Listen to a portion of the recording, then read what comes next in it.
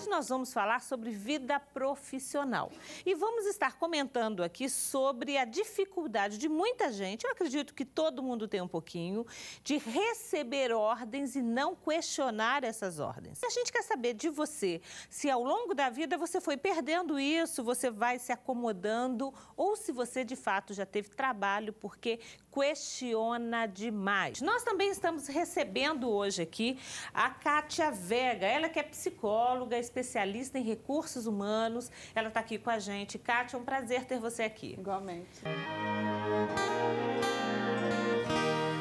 Pois é, hoje nós estamos perguntando para você se você é uma pessoa que questiona, se você questiona tudo, se você é questionador. A gente começou dizendo por que as pessoas fazem o que fazem muitas vezes, a gente até explica, mas mesmo as explicações não justificam os atos muitas vezes, não são suficientes, né?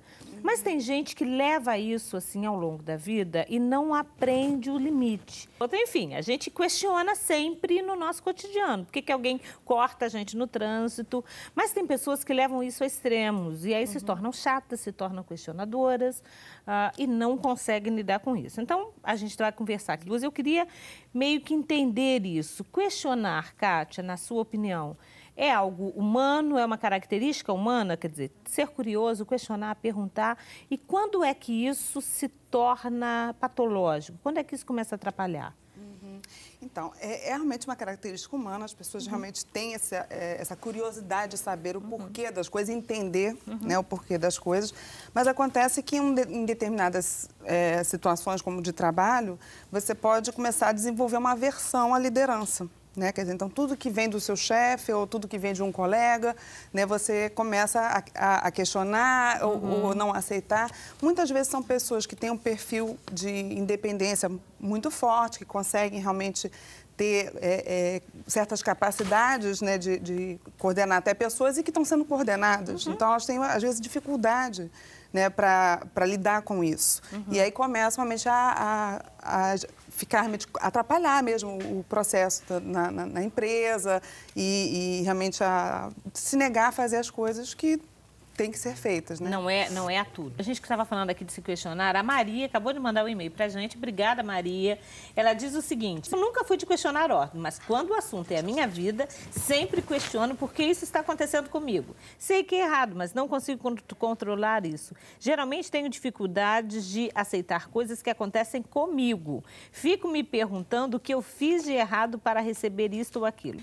E aí, essas coisas existem e a gente faz parte questionar isso também? Eu acho que as pessoas têm uma análise sobre si, ter uma análise sobre si é muito positivo, né? De saber o que foi, onde eu errei, o que foi que eu fiz que não deu certo, né? Isso ajuda você a ter um autoconhecimento e talvez até perguntar, né? Eu acho que as pessoas às vezes esquecem de perguntar, assim, bom, você está chateado por quê, né? Quer dizer, o que foi que eu te fiz? Ter um pouco de humildade, às vezes, de perceber que você nem sempre tem a razão o tempo todo, né? Então, pode ser que a outra pessoa esteja realmente tendo algum tipo de sentimento a respeito do que você fez que você não percebeu.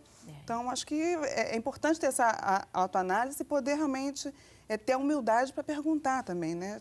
E acho que também, quer dizer, até em cima do que ela falou, complementando só, a gente também, na vida, mesmo quando a gente faz tudo certo, as pessoas não necessariamente também vão fazer tudo certo com a gente. Verdade, né? Porque te gera uma expectativa, né? Isso. Que, de repente, não é cumprida da maneira como a gente imaginava. Porque eu ajo certinho, eu acho que o outro também vai ser certinho comigo. E não necessariamente isso acontece. É verdade. Né? Eu acho que é uma expectativa. A Marilda diz o seguinte: desde pequena sou respondona. E não suporto ser mandada. A pessoa tem que ser muito boa para me convencer. Como é que a gente lida com uma pessoa mandona e qual o risco dessa pessoa que questiona, não é, que tem que ser convencida de tudo a qualquer preço? Qual o risco disso, por exemplo, no mercado de trabalho? Pois é importante pensar o seguinte, que às vezes existe um ganho quando a pessoa se torna mandona, quando ela se torna autoritária, agressiva, né? Porque ela ganha, ela consegue coisas dessa maneira. As pessoas acabam ficando com medo, acabam realmente tentando evitar o conflito, né? E isso realmente gera com que ela repita o comportamento por conta disso. Quer dizer, ela não quer ser aquele perfil passivo de que aceita tudo, então ela faz exatamente o oposto. Ela passa a ser um perfil um pouco mais agressivo, um pouco mais contestador. Então, acho que está faltando aí trabalhar a assertividade. Quer dizer, que é um meio termo né, entre realmente ser agressivo, autoritário e ser uma pessoa completamente passiva que não pergunta nada. Que é outro perigo, né? Que é outro perigo também. A gente tem aqui a Simone dizendo o seguinte: me questiono muito sobre coisas que deixei de fazer. Isso é certo? Ou passa a ser já um comportamento quase que patológico para paralisar? Quando é um comportamento quase que patológico, é um martírio que a pessoa fica com aquele pensamento de que fez alguma coisa errada, que podia ter feito melhor. Quer dizer, fez, errou, avaliou que errou, passou, entendeu? Vai realmente ter outras situações adiante que você vai poder usar da sua experiência anterior para não repetir no erro, né? Quer dizer, errar todo mundo vai errar, mas tem que ser erro novo. Claro, porque erro velho realmente não tem como... É verdade. Né? Então, acho que é importante ter essa ideia de que não se martirize, porque isso não vai contribuir em nada. Agora, a autoanálise do que fez é importante para o futuro, né? A Marilda diz o seguinte: Elaine, eu desde pequena sou respondona, retruco por tudo. Minha mãe sempre me disse para eu fazer concurso. E se eu não trabalhasse porque se eu não trabalhasse em serviço público, já teria sido mandada embora, pois preciso entender, compreender e concordar com as ordens que recebo. Seria uma boa saída para ela? Ela encontrou uma forma de não ser contrariada, né? Quer dizer, desde pequena ela sempre foi contrariada e obviamente, deviam ter consequências, né? Dentro de um concurso, de uma estatal, uma empresa desse nível, ela não tem a possibilidade de ser mandada embora. Se ela tivesse mesmo numa privada, numa empresa privada, ela poderia sofrer esse tipo de coisa. E isso acontece num espaço de trabalho, né? A gente está falando de um comportamento que parece a nível pessoal, mas que se complica muito atender às ordens de uma liderança, porque não necessariamente o líder ou o chefe de trabalho precisa dizer para a gente por que ele está pedindo aquilo. Né? Se ele faz, ele está fazendo um favor, mas se ele manda e ele diz eu quero que faça, pode ser que só lá na frente a gente entenda, né? Mas para alguém que questiona tudo, que tem que entender tudo, pode ser um grande problema no espaço de trabalho. Sim, sim. Acaba que essas pessoas acabam sendo usadas pelos colegas também, né? Porque ele está sempre à frente de tudo, ele que vai fazer as reclamações e isso não ajuda em nada na carreira dele, né? Porque ele acaba sendo visto como uma pessoa que cria problema, né? Então, se ele não for demitido, ele vai permanecer com esse estigma dentro da empresa e pode ficar solitário mesmo, pode realmente...